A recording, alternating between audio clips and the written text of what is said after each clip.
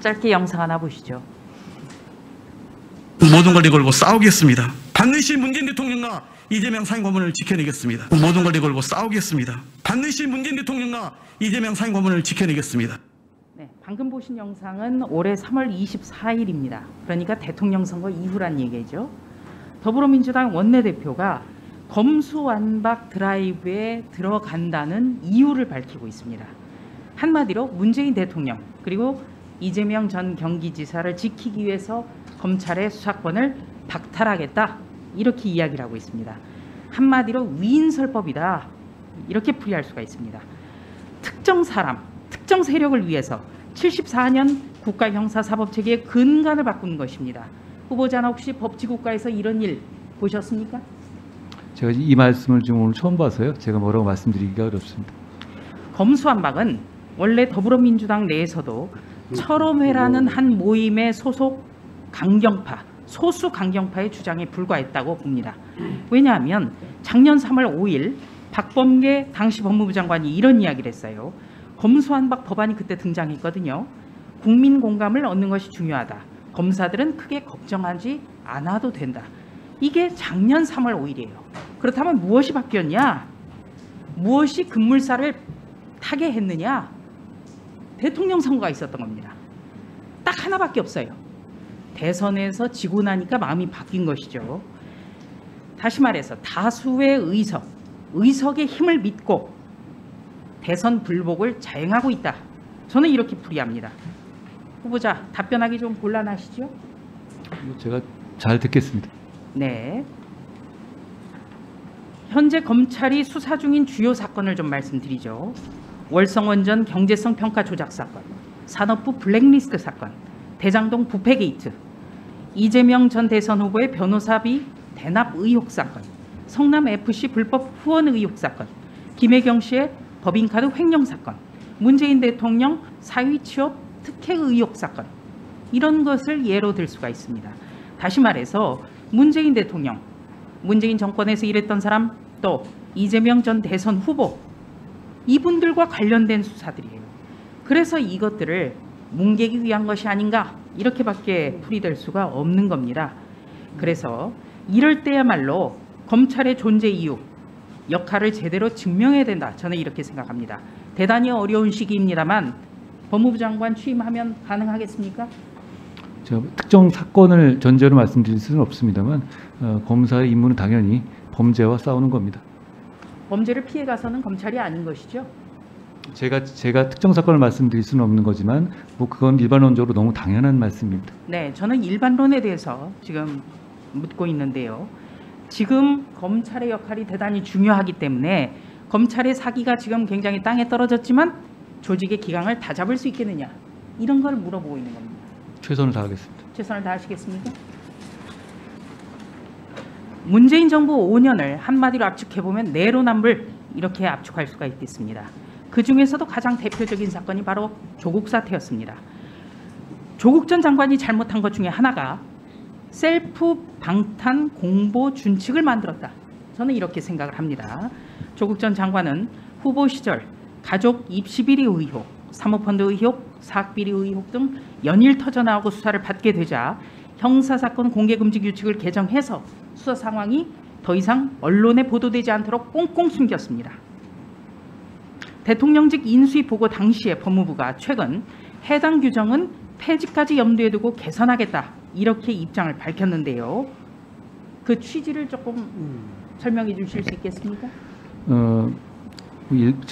꼭 그렇게 조국 전 장관 사건을 두고 말씀을 드리기보다는 저는 인권 보호 제도가 여러 방식으로 도입될 수 있다고 생각하는데요. 다만 그 사건의 계기가 권력자에 대한 수사와 재판의 계기가 돼서는 안 된다고 생각합니다. 예를 들어서 미국 같은 경우도 미란다 룰이 굉장히 그 정착된 큰 이유 중에 하나가 미란다가 자범이었기 때문이라고 생각합니다. 그러니까 어떤 중요한 인권 보장에 관한 룰이 뭐 이재용 룰, 조국 룰 이런 식으로 돼서는 안 된다고 생각합니다. 그런 면에서 저는 공보준칙을 좀 손볼 필요가 있다고 생각합니다. 왜냐하면 그 문제 때문에 검찰 수사가 언론에 의해서 감시당하지 못하고 있는 측면이 크다고 생각하기 때문입니다.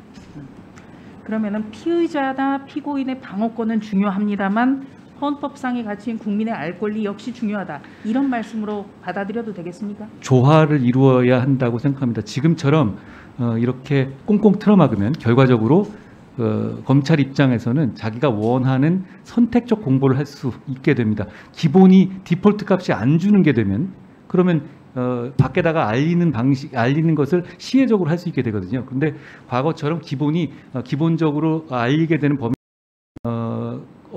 언론으로부터 기본적인 수사 진행 과정을 감시받을 수 있게 되는 장점이 있습니다. 물론 위원님 말씀하신 것처럼 인권 보장의 면에서는 그게 과용되지 않도록 하는 장치를 같이 마련해야 될 거라고 생각합니다.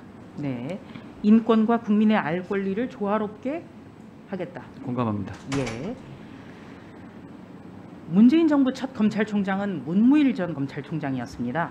문무일 총장 시절에 이런 이야기를 했습니다. 문 총장이 판사가 재판하지 않고 판결을 선고할 수 없듯이 검사가 수사하지 않고 기소 여부를 결정할 수 없다고 생각한다. 동의하십니까? 뭐 논리적으로도 그렇고 효율 면에서도 당연히 그렇습니다. 그러니까 다시 말해서 수사와 기소를 분리한다 하더라도 계란의 노른자와 흰자를 완벽하게 분리하는 것처럼 그렇게는 못한다는 말이죠. 예, 약간 보충으로 말씀 올리면요. 지금 99% 사건을 경찰이 하고 있다고 하지 않습니까? 그건 약간 어폐가 있습니다. 99% 사건을 경찰이 개시해서 과거에는 최종적으로는 검찰이 한 번 더 수사해서 결정을 했던 것이죠. 그런데 지금은 99% 사건을 완전히 경찰이 혼자서 결정하게 되는 상황이기 때문에 이거는 좀 아까 제가 말씀 올린 것처럼 수사 기소 분리라는 그 말하고도 맞지 않은 것이라고 생각합니다. 네, 저는 기자를 25년 가까이 했는데요. 기자로 치면은 취재 없이 보도자료만 보고 기사를 쓰라. 이것과 비슷하다고 저는 생각을 합니다. 비슷한 면이 있다고 생각합니다. 네. 작년에 유럽 검찰청이 신설이 됐습니다. 알고 계시죠? 예. 네. 22개국, 그러니까 EU의 22개 나라의 소속 검사로 구성이 됐는데요. 관할 범죄의 수사권과 기소권을 모두 가지고 있더군요. 그렇습니다. 그렇다면 유럽연합의 22개국이나 OECD 35개국 여전히 후진국 사법 형사 시스템을 운영하고 있는 꼴이 된다. 더불어민주당 의원님들의 주장에 비춰보면은 그렇게밖에 설명이 안 되거든요. 제가 아는 바로는 선진국의 글로벌 스탠다드는 수사와 기소를 같이 하는 검찰을 만드는 방향입니다. 네. 그렇다면은 후진국 형사 시스템을 바꾸기 위해서라도 분리해야 되고 검찰의 수사권을 빼앗아야 된다. 이거는 사실이 아니군요. 글로벌 스탠다드는 OECD에서 워킹그룹에서 밝힌 바와 같이 수사와 기소의 분리는 OECD 스탠다드에 맞지 않습니다. 모든 부모는 아이가 공부를 잘하고 좋은 직업을 갖기를 원합니다. 그러나 그렇다고 해서 가짜 스펙을 만들거나 가짜 표창장을 만들어서 입시에 활용하지는 않습니다. 고교생의 스펙 쌓기에 대해서 의문점을 제기하려면 저는 최소한 고급 사태에 대해서 반성하고 그리고 문제가 있었다라고 인정해야만 지적이 가능하다고 생각합니다. 이상입니다. 수고하셨습니다.